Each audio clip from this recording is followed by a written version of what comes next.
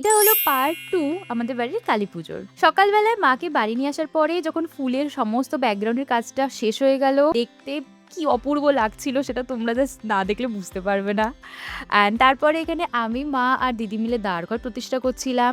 পুজোর এই সমস্ত ছোটোখাটো কাজগুলো করতে আমার খুবই ভাল লাগে। আর আমি চেষ্টাও করেছি যে আমার ব্লগের মধ্যে এগুলোই বেশি করে রাখার।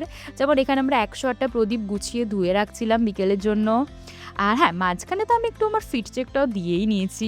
সেই দিনকে তো এত গরম ছিল, আমি দুপুরের মধ্যে ভীষণ এক্সহস্টেড হয়ে গেছিলাম। কিন্তু তারপরেই বৃষ্টি আসে অ্যান্ড ওয়েদারটা অনেকটা চেঞ্জ হয়ে গেছিলো। মানে বিকেলবেলা অনেকটা রেহাই পেয়েছিলাম এই গরমের থেকে।